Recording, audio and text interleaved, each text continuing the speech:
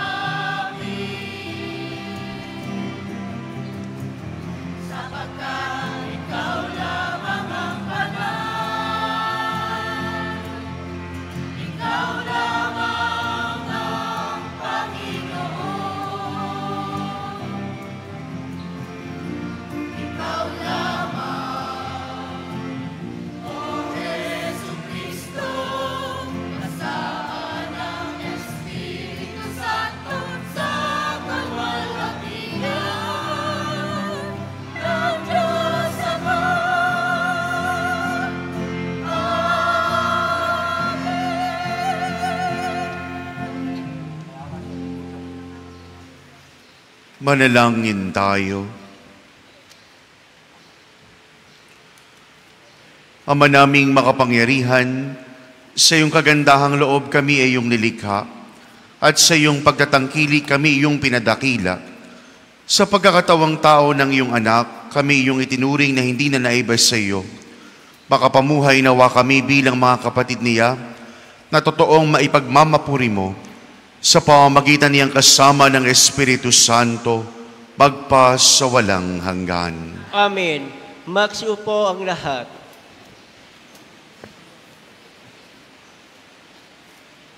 Sa unang pagbasa, ipinahayag ni Propeta Isaías ang pag-awit sa galak ng lahat dahil sa pagdating na tagapagdala ng kapayapaan.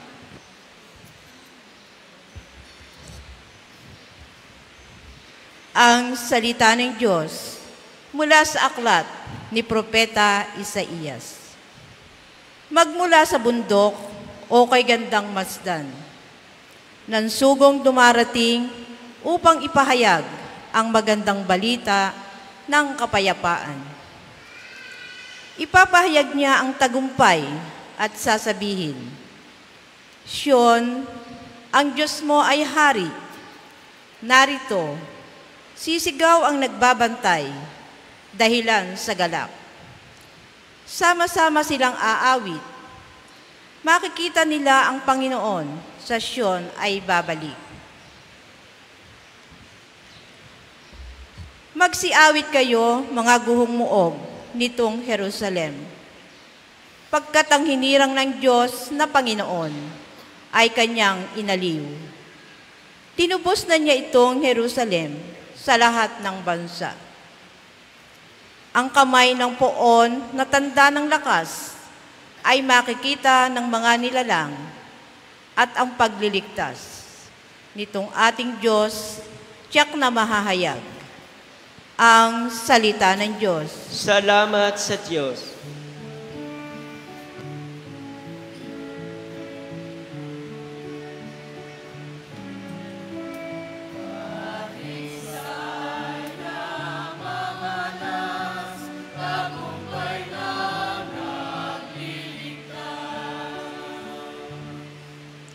Umawit ng bagong awit at sa poon ay ialay.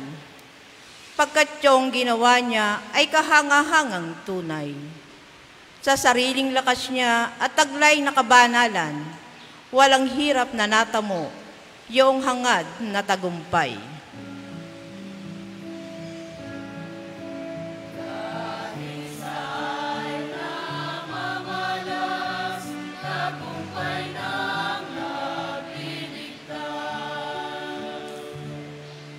Ang tagumpay niyang ito'y siya na rin ang naghayag.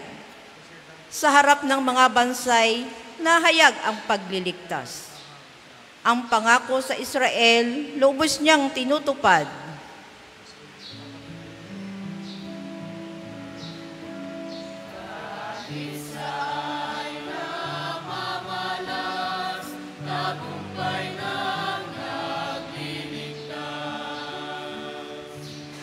Tapat siya sa kanila at ang pag-ibig ay wagas. Ang tagumpay ng ating Diyos kahit saan ay namalas. Magkaingay na may galak yung lahat sa daigdig. Ang poon ay buong galak na purihin sa pag-awit.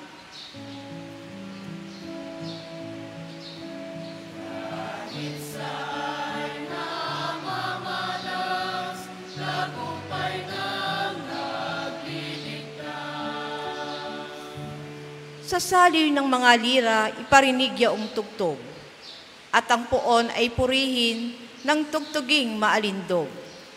Tugtugin din ang trompeta, nakasaliw ang tambuli, magkaingay sa harapan, na poon nating hari.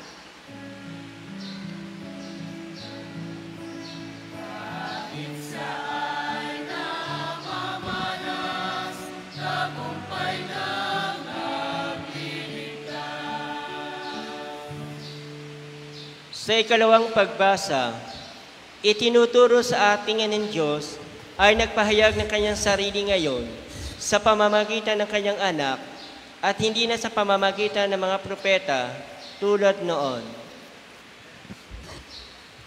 Ang salita ng Diyos mula sa sulat sa mga Hebreo. Noong una, nagsalita ang Diyos sa ating mga ninuno sa iba't ibang panahon at sa iba't ibang paraan sa pamamagitan ng mga propeta. Ngunit ngayon, siya'y nagsalita sa atin sa pamamagitan ng kanyang anak. Sa pamamagitan ng anak ay nilikha ng Diyos ang sansinukob at siya ang itinalaga niyang magmamay-ari sa lahat ng bagay. Ang anak ang maningning na sinag ng Diyos, sapagkat kung ano ang Diyos ay gayon din ang anak. Siya ang nag-iingat sa sansinukob sa pamamagitan ng kanyang makapangyarihang salita. Pagkatapos niyang linisin tayo sa ating mga kasalanan, siya'y lumuklok sa kanan ng Diyos, ang makapangyarihang sa lahat. At kung paanong higit na di hamak ang pangalang ibinigay ng Diyos sa anak, gayon din siya at higit na di hamak sa mga anghel. Sapagkat hindi kailanman sinabi ng Diyos sa sino mang anghel, "Ikaw ang aking anak, ako ang iyong ama." Ni hindi rin niya sinabi sa kanino man sa mga anghel, "Ako'y magiging kanyang ama, at siya'y magiging anak ko." At nang susuguin na ng Diyos ang kanyang bugtong na anak sa sanlibutan, ay sinabi niya, dapat siya sambahin ng lahat ng anghel ng Diyos.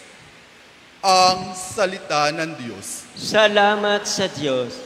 Sa mabuting balita, itinuturo ang pagkakatawan tao ng salita, taglay ang pag-ibig at katotohanan. Magsitayo ang lahat.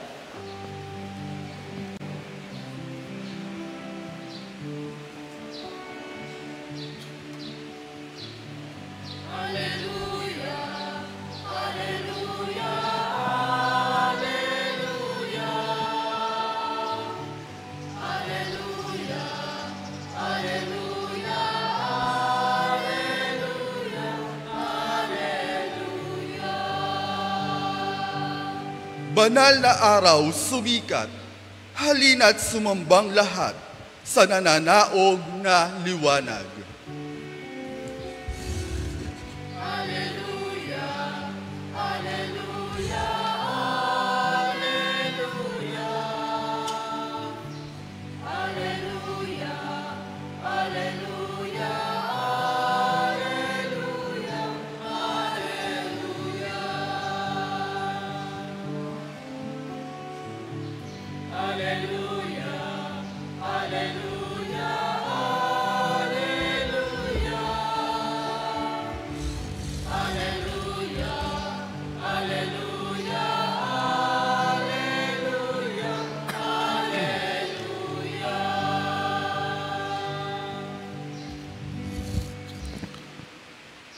Sumainyo ang Panginoon. At sumayo rin.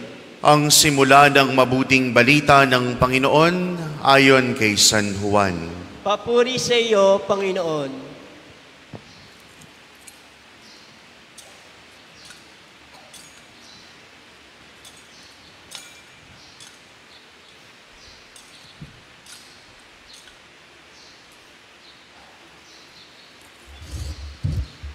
Sa pasimula pa'y naroon na ang salita. Kasama ng Diyos ang salita at ang salita ay Diyos. Kasama na siya ng Diyos sa pasimula pa. Sa pamamagitan niya inilikha ang lahat ng bagay at walang anumang nalikha ng hindi sa pamamagitan niya.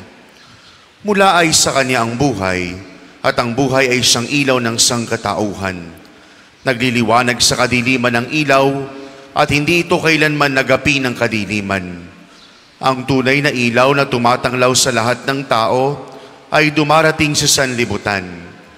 Nasa sanlibutan ng salita. Nilikha ang sanlibutan sa pamamagitan niya, ngunit hindi siya nakilala ng sanlibutan. Naparito siya sa kanyang bayan, ngunit hindi siya tinanggap ng kanyang mga kababayan. Ngunit ang lahat ng tumanggap at nanalig sa kanya ay pinagkalooban niya ng karapatang maging anak ng Diyos. Sila nga'y naging anak ng Diyos, hindi dahil sa isinilang sila ayon sa kalikasan, ni sa pita ng laman o sa kagagawa ng tao. Ang pagiging anak nila ay buhat sa Diyos. Naging tao ang salita at siya'y nanirahan sa piling natin. Nakita namin ang kanyang kapangyarihan at kadakilaan, puspos ng pag-ibig at katapatan. Tinanggap niya mula sa Ama ang kapangyarihan at ang kadakilaang ito bilang bugtong na anak. Mga kapatid, ang mabuting balita ng Panginoon. Pinupuri ka namin, Panginoon sa Kristo.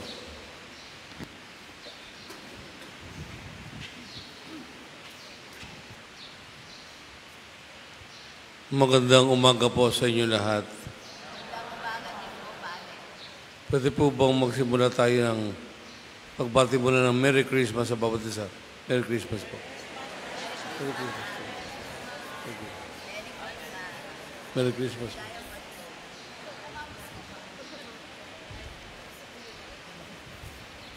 Alam po ninyo, kapag nakikita ko yung bilin, ang isa po sa pinakapaborito ko na tignan sa bilin ay yung tala. Yung tala, pinakapangkaraniwan yan eh. Halos hindi na natin pinapansin. Kasi po, meron po sinulat si Santo Tomas tungkol sa tala. Ang unang tanong niya, yung si Santo Tomas, hindi po nakapagsusulat yun. Alam niyo yung mga katekismo natin, katekism, galing po yan yung tungkol sa aral pananampalataya, puro galing po sa kay Santo Tomas. Hindi po, yun po ay hindi nakapagsusulat ng katekismo, turo, aral pananampalataya nang walang kaharap na krus. Lagi siya merong kaharap na krus kapag nagsusulat. Hanggang nung bandang huli, yung krus na kaharap niya, bumaba yung Kristo sa pagkakapako. Lumapit sa kanya, tinapik siya sa likod. Thomas, you have written well of me. Napakaganda ng pagkakasulat mo sa akin, Tomas. In return, ano gusto mo ibalik ko sa'yo? In return, what would you like me to do for you? Sabi ni Santo Tomas, wala pong iba kundi kayo lang, Panginoon. Kayo lang po ang mahalaga. Kaya yung iniutos na Santo Papa na yung ituturo sa kumbento, kaming lahat nag-aral sa kumbento po, yung perennial philosophy of St. Thomas. Kaya po gusto ko si Santo Tomas, minsan nagkataon lang po na binabasa ko yung kanyang libro. Alam na lahat ng mga pare yan, yung Summa Theologica, ano po. May kopya ako nun eh. Sinulat yung year 1200, ano po. Ang tanong niya doon, kayo ba'y naniniwala? Alam niyo si Santo Tomas, tanong, sagot, tanong, sagot. Ganun siya magsulat eh. Magtatanong muna. Ikaw naman, bumabasa, sinasagot mo. Ang unang tanong niya, kayo ba mga tao ay naniniwala na yung mga bago sumunod sa tala? E di siyempre naman, ang turo sa atin, dahil may tala o may Alam niyo yung mga harimago, matatalino yung mga pantas. Mga nag-aral tungkol sa bituin. Kasi yung mga naglalayag, katulad nila Christopher Columbus, Amerigo Vespucci, yung mga Portuguese navigators, Magellan, Ferdinand Magellan, pagka yan ay nasa dagat, wala namang mga kalsada. Maliligaw ka kung hindi ka maalam sa posisyon ng bituin. Kailangan alam mo yung posisyon ng mga bituin para hindi ka maligaw.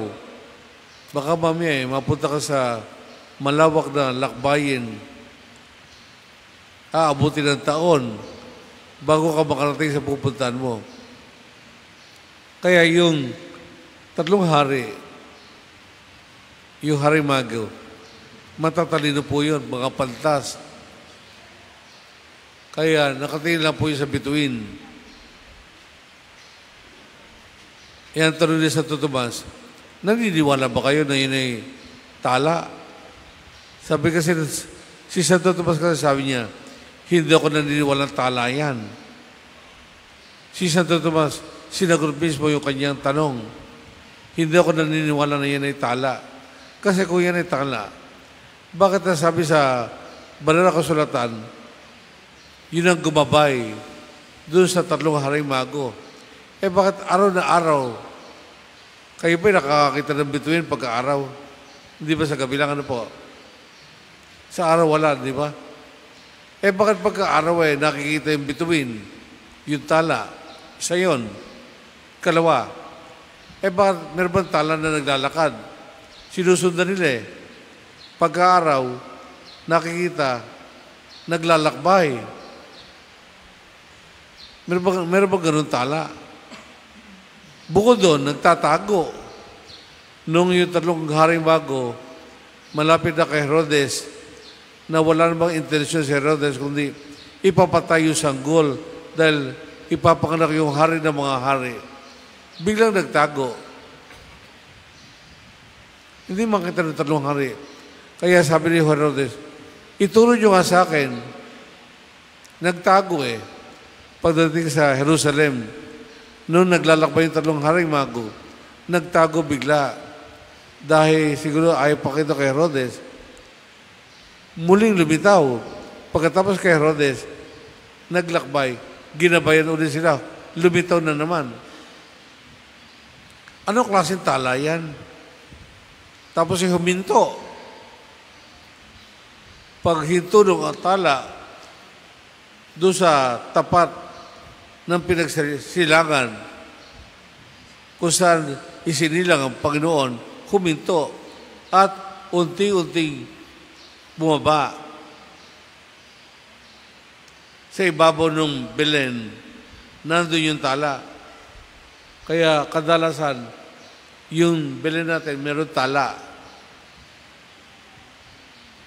Lahat kayo may tala sa bahay.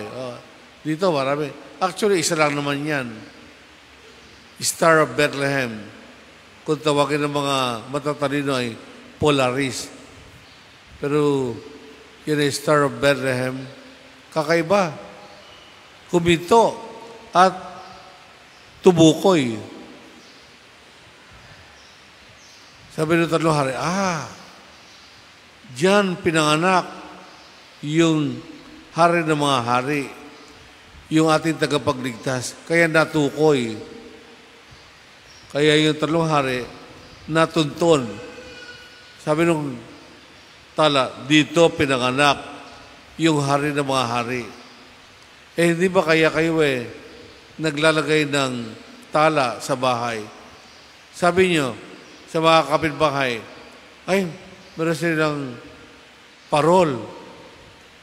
Doon pinanganak ang hari ng mga hari. Ang tanong, talaga bang doon sa bahay na yon, sa simbahan na yon, sa magkakapitbahay na yon, talaga bang doon ipinanganak ang Kristo? Ipinanganak ang Kristo dahil nagpapatawaran, dahil nagbibigayan, nag-uunawaan, nagbabagong buhay. Talaga bang kaya tayo nagsabi ng parol, ipinanganak ang Panginoon doon sa lugar na yon dahil nagsisi sa mga maling ginawa, nagbabago, nagbibigayan, nagpapakumbaba. Alam niyo yung Pasko, parang ano yan eh, parang bilyar. Sa bilyar merong sumasargo. Pag tumbok na ganon, multiple action. Tumatama-tama. Tapos basta tinaman na isang bola, tatama sa iba, kikilos lahat. Yung mga nandun sa lamesa. Yung Pasko, yan isa sa pinakamahalagang selebrasyon sa buong mundo. Kasi po, ito selebrasyon ng pagbibigay ng Ama ng kanyang anak kaysa isang anak. Alam niyo ba si Abraham? Paborito ng Diyos yan. Kaya ginawang ama ng lahat ng mananampalataya. Kasi si Abraham, sinabi ng Diyos, Abraham, umakyat ka sa bundok ng Moria. At wala kang ibang dadalhin kundi ang iaalay mo. Ang dadalhin mo lang ay ang iyong anak na si Isaac. Kaysa isang anak niya yon, mag-alay ka. Kapag sinabi mag-alay sa Diyos, ang ibig sabihin doon, dapat yung iaalay mo, dugo. Kasi yun ang pinakamataas na handog sa Diyos, ang dugo. Huwag ka magdadala ng iba, ha? Si Isaac lang. Si Abraham naman, ginapos niya sa likod yung kamay ni Isaac. Inihiga doon sa mesa, sasaksakin. Nung akbang sasaksakin, pinigil ang anghel. Abraham, huwag mo nang ituloy. Napatunayan na ng Diyos kung gaano kadakila ang iyong pananalig sa Kanya. Hindi ka nagtanong sa Kanya, hindi mo tinanong, ba't Panginoon, kaysa isang anak ko, gusto mo pang ialay? Sabi mo, pararamin mo lahi ko. Sindami ng bituin sa Himpapawid. Sindami ng buhangin sa dalampasigan. Bakit naman, kaysa isa, gusto mo pang ialay ko? Kaya doon siya, umakyat ng bundok. Pakyat pa lamang, nakita na ng Diyos Ama, napakamasunurin nito si Abraham. Nung sasaksakan, sabi ng Ama, talaga to si Abraham, kamukhang kamukha ko. Kaysa isa ng anak, iyahandog pa. Kaya po ang Diyos, lugod na lugod sa alay ni Abraham. Kaya tayo, tuwing nag-aalay sa misa ng katawan at dugo ng Panginoon, ang Diyos Ama, naalala yung kanyang anak na inihandog. Kaya ang tuwa ng Ama sa atin kapag tayo may mga misa, naalala niya yung kanyang kadakilaan. Kaysa isang anak, iyahandog pa. Kaya kapag ganon, yung alaalang yon, inaalala natin, nagbibigay na napakalaking kasiyahan sa loob ng Diyos. At yung anak naman, na hinihinga natin ng dasal, hindi man lang nagreklamo yung aking anak. Talagang parang tupa. Yung tupa, kapag papatayin, lumuluha yun. Yung kambing, kapag iginapos ninyo, iyak ng iyak, napakaingay. Pero yung tupa, makita nyo, kapag iginagapos at papatayin, lumuluha lang po yun. Hindi mareklamo. Kaya ang Ama, sa tuwa, kapag naghahandog sa Kanya, dahil pinararakalan yung Kanyang pagmamahal sa atin. Lalo siya nagkikreate Creator siya eh. Tagalikha ng biyaya, ng pagkakataon para tayo mabuhay, ng lahat ng ating pangangailangan. Siya lumilikha dahil kinikilala natin eh.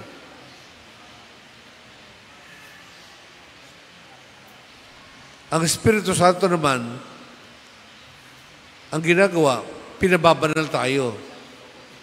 Ginagawa tayong mababang loob, binibigyan tayo ng inspirasyon para magbigayan. Kagabi, saya-saya din sa parokya. Napakasaya.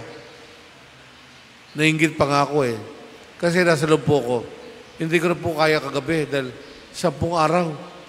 Hindi na ho maganda pakiramdam ko eh dahil ang pakiramdam ko, lalagnatin na ako kagabi. Hindi po ko sumama sa misa. Pero narinig ko kung ano kasayahan dito, umaabot doon sa higaan ko. Sayang ka ako. Hindi ako nakasama doon sa huling misa. Ang tawag doon, infectious. Masyado nakakahawa yung tuwa nila. Bigayan ng bigayan. Batian ng Merry Christmas. Kaya ako'y tuwa-tuwa kagabi na nakikinig lang po ako, nakikiramdam. No? Kaya ang Banal na Espiritu, binibigyan tayo ng inspirasyon na magbigayan, maging mababang loob through virtues. May inspiration ang Banal na Espiritu. Kaya tayo naging attractive, lovable. Madali tayong mahalin ng Diyos Ama. Madali tayong pagpalain. Ang Panginoong Jesucristo nagbibigay ng halimbawa. Ang Espiritu Santo, ginagawa tayong lalong mukhang anak ng Diyos. Amoy Diyos. Nagiging lovable tayo sa Ama. Lalo tayo pinagpapala. Kaya sabi ko, parang bilyar eh. Isang tumbok. Kumikilos ang Ama, ang Anak, ang Espiritu Santo.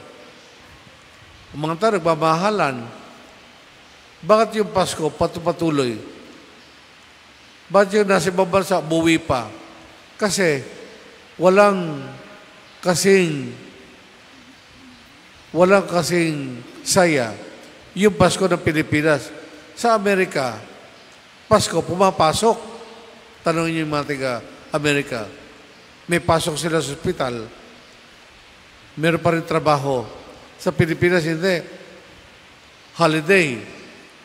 Lahat ay tigil muna para meron time sa pamilya, magsimba. Napakainam ka ako. Kaya po, itong Pasko ito, infectious. Kumikilos ang Ama, ang Anak, ang Espiritu Santo. Kaya patuloy yung pagkapala sa atin. Amen. Tatayo ang lahat. Gaganapin po natin ang pagpapahayag ng ating pananampalataya, ngunit bilang pagbibigay dangal po sa pagkakatawang tao ng Panginoon, sa yugto ng pagbanggit natin ng nagkatawang tao siya'y titigil tayong sumandali, luluhod upang papurihan ang Panginoon sa kanyang pagkakatawang tao. Pahayag po natin ang ating pananampalataya. Sumasampalataya ako sa Diyos amang makapangyarihan sa lahat, na may gawa ng langit at lupa. Sumasampalatayan man ako kay Jesucristo, isang anak ng Diyos, Panginoon nating lahat. Nagkatawang tao siya. Lumuhod po tayo.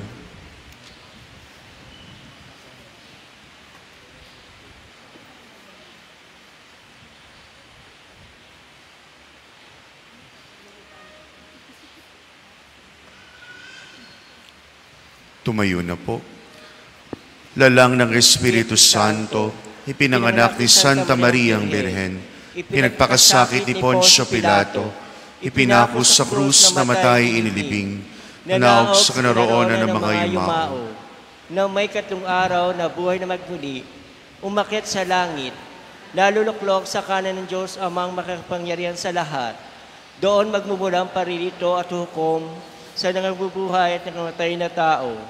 Sumasampalataya naman ako sa Diyos Espiritu Santo, sa banal na simbahang Katolika, sa kasama ng mga banal, sa kapatawaran ng mga kasalanan, sa pagkabuhay na magmuli, ng namatay na tao, at sa buhay na walang hanggan. Amen. Manalangin tayo sa amang mapagmahal na nagsugo ng kanyang bugtong na anak upang sumaatin. Atin ngayong isamo, Panginoon, dinggin ang aming panalangin. Panginoon, dinggin ang aming panalangin. Para sa simbahan, upang ibahagi na sa lahat ang liwanag na dulot ng pagkakatawan tao ng bugtong na anak, manalangin tayo sa Panginoon. Panginoon, dinggin ang aming panalangin. Para sa ating bansa, upang ang mamamayan kasama ng mga pinuno ay magsikap na itaguyod ang liwanag ng katotohanan, manalangin tayo sa Panginoon. Panginoon, dinggin ang aming panalangin.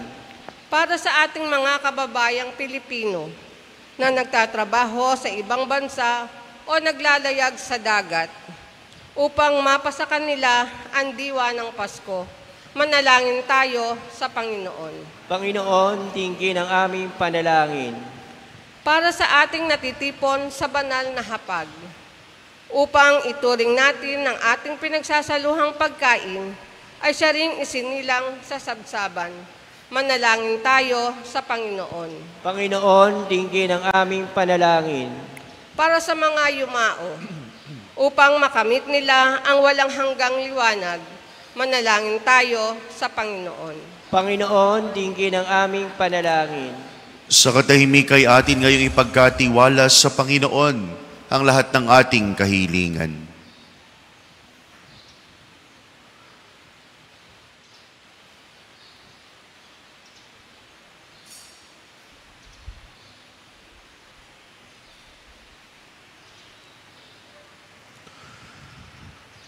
Amang nasa langit, binigyan mo kami ng kagalakang ipagdiwang sa araw na ito ang pagsilang ng iyong anak na si Jesucristo. Pakinggan mo ang aming panalangin sa kanya rin namang pamamagitan kasama ng Espiritu Santo, magpas sa walang hanggan. Amen. Pag-aalay.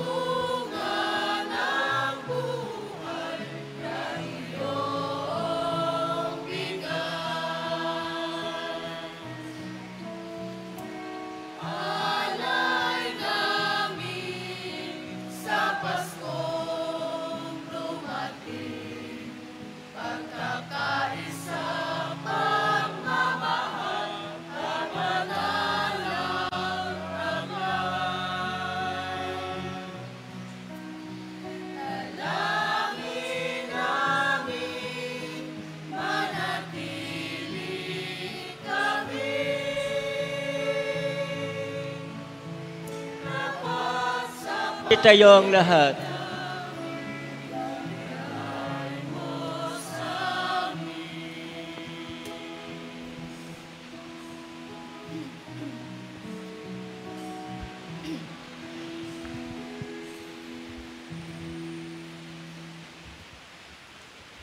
Manalangin kayo mga kapatid upang itong ating paghahain, kalaki pang ating mga sarili, kalugdan ng Diyos sa mga makapangyarihan.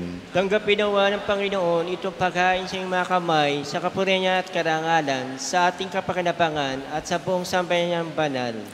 Ama naming lumikha, ang paghahain ito ngayong dakilang kapistahan ng Pasko ng pagsilang ng iyong anak, ay iyong kalugdan bilang ganap na pagsamba at lubusang pakikipagkasundo namin sa iyo, sa pamamagitan niyang kasama ng Espiritu Santo, magpas sa walang hanggan. Amen.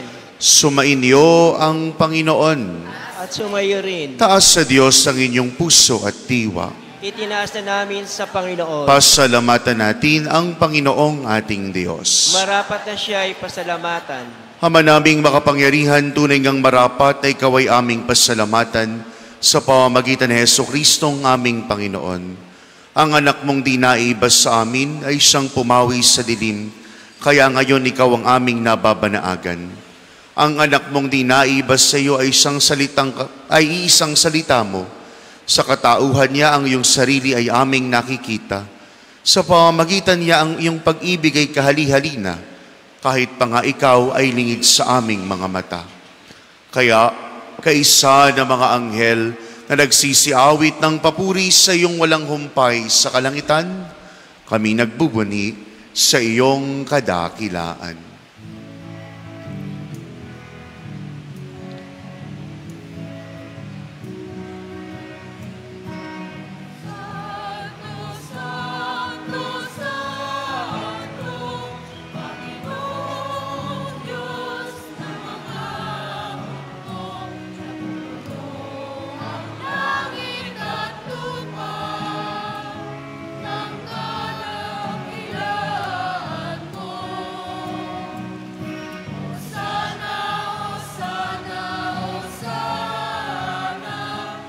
Sa kaitaasan, pinagpalang kaparirito, sa ngalan ng Panginoon. Hosana, Hosana, Hosana, sa kaitaasan. Hosana, Hosana, Hosana, sa kaitaasan. Magsilod ang lahat. Ama naming banal, ikaw ang bukal ng lahat ng kabanalan. Kaya't sa pamamagitan ng iyong Espiritu, gawin mong banal ang mga kaloob na ito, upang para sa amin ay maging katawan at dugo ng aming Panginoong Hesukristo. Bago niya pinagtiisan kusang loob na maging handog, hinawakan niya ang tinapay. Pinasalamatan kaniya, pinaghati-hati niya iyon, iniabot sa kanyang mga alagad at sinabi, "Tanggapin ninyong lahat ito at kanin. Ito ang aking katawang ihahandog para sa inyo."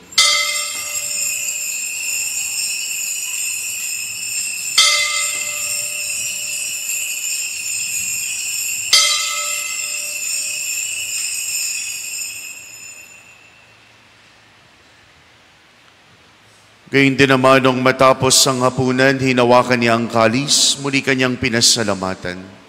Iniabot niya ang kalis sa kanyang mga alagad at sinabi, "Tanggapin ninyong lahat ito at inumin. Ito ang kalis ng aking dugo, ng bago at walang hanggang tipan. Ang aking dugong ibubuhos para sa inyo at para sa lahat, sa ikapagpapatawad ng mga kasalanan. Gawin ninyo ito sa pag-alaala sa akin."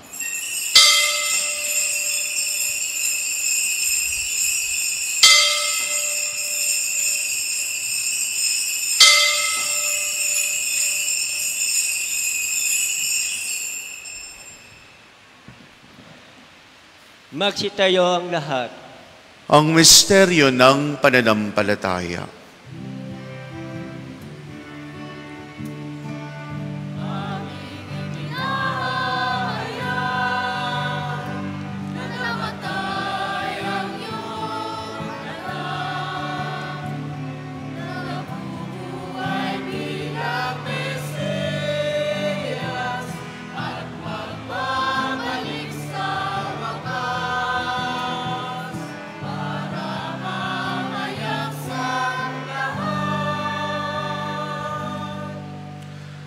Ang mga ginagawa namin ngayon ang pag-alala sa pagkamatay at muling pagkabuhay ng iyong anak. Kaya tinialay namin sa iyo ang tinapay na nagbibigay buhay at ang kalis na nagkakaloob ng kaligtasan. Kami nagpapasalamat dahil kami yung minarapat tumayo sa harap mo para maglingkod sa iyo. Sinasamo namin kami magsasalo-salo sa katawan at dugo ni Kristo ay mabuklod sa pagkakaisa sa pamamagitan ng Espiritu Santo. Ama, lingapin mo ang iyong simbahang laganap sa buong daigdig. Puspusin mo kami sa pag-ibig kay San Francisco na aming Papa, at ni Denise na aming Obispo, at ng Tanang Kaparian. Alalahanin mo rin mga kapatid namin wala na ngayong Kapaskong ito, na tinawag mo muna sa daigdig na ito. Nung sila'y binyagan, sila'y nakaisa ni Kristo sa pagkamatay. Ngayon sila'y pumanaw, naway makaisa sila ni Kristo sa pagkabuhay. Alalahanin mo rin mga kapatid naming nahimlay na may pag-asang sila'y muling mabubuhay, gayon din ang lahat ng mga pumanaw. Kawan mo sila at patuloyin sa iyong kaliwanagan. Kawan mo at pagindapatin kami lahat ng makasalo sa iyong buhay na walang wakas. Kaysa ng mahal na Birheng Maria na ina ng Diyos at ang kanyang kabiyak ng puso si San Jose, kaysa ng mga apostol de San Andres, naming pintakasi, at ang lahat ng mga banal na nambuhay dito sa daigdig ng kalugod-lugod sa iyo. May pagdiwang nawa namin ng pagpupuri sa ikararangal mo sa pamagitan ng iyong anak na aming Panginoong Jesucristo.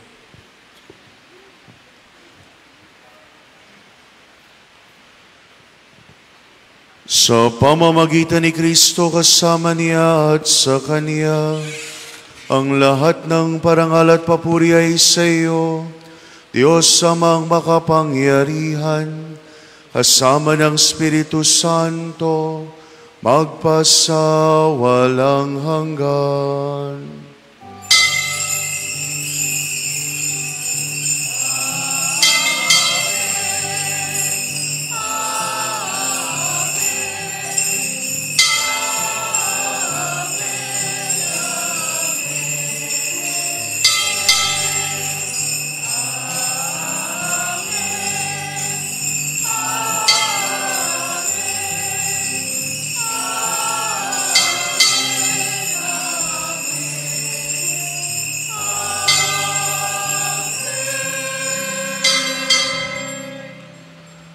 Ang Kristong isinilang ay anak ng Ama. ngunit higit sa lahat siya'y ating kapatid. Kaya taglayang pagtitiwalang ito, sama-sama nating awitin ang panalangin ng magkakapatid.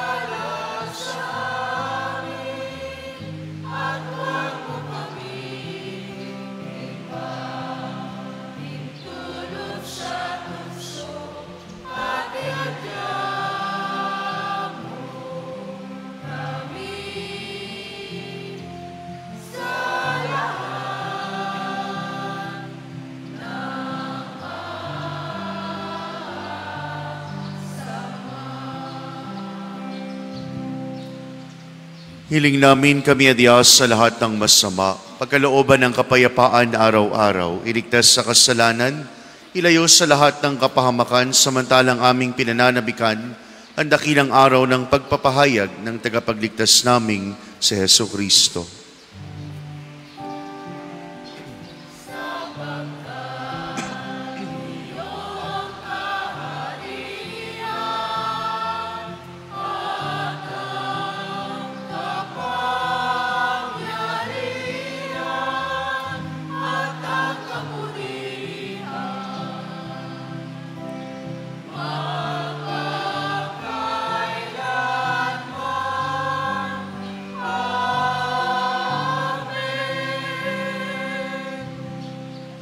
Panginoong Jesucristo, sinabi mo sa iyong mga apostol, kapayapaan ang iniiwan ko sa inyo, ang aking kapayapaan ang binibigay sa inyo.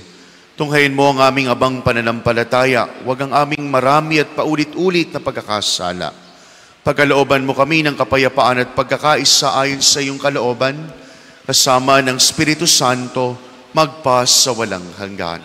Amen. Kapayapaan ng Panginoon, nawa ay sumainyong lahat. At sumayo rin. Kaligayahan ng Kapaskuhay ating ibahagi, kapayapaan ni Kristo ang ating ipagkaloob. Peace be with you.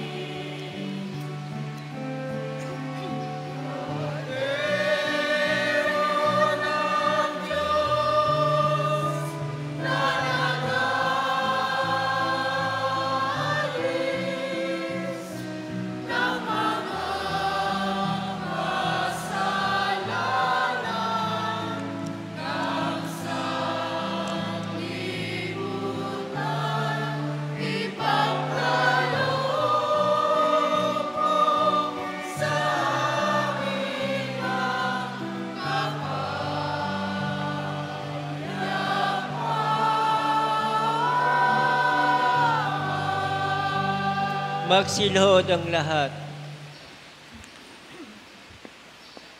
Mga kapatid, masdan ninyo si Kristo, masdan ninyo ang kordero ng Diyos yang nag-aalis ng kasalanan ng sanlibutan.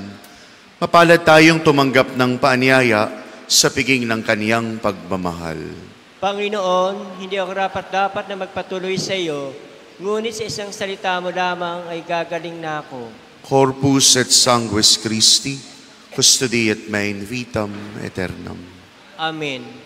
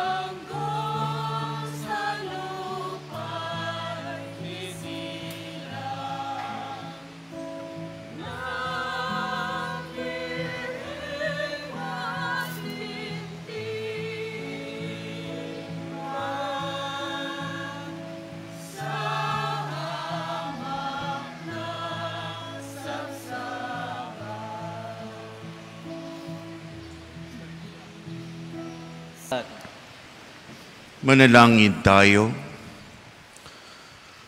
Ama naming mapagmahal, ipagkaloob mo ang sumilang ngayong tagapagligtas na nagdulot sa amin ng muling pagsilang sa iyong angkan, ay siya rin namang magkaloob ng muling pagkabuhay, kasama mo at ng Espiritu Santo, magpa sa walang hanggan. Amen. Sumainyo ang Panginoon. At sumayo rin. At kaisa ng lahat ng inyong mga mahal sa buhay kay pagpalain na makapangyarihang Diyos, Ama at Anak at Espiritu Santo. Amen. Tapos na ang ating pagdiriwang, humayo kayo sa kagalakan ng pagsilang ng manunubos. Salamat sa Diyos. Palakpakan natin ang Panginoon at maligayang Pasko, bayan ng Norsagaray.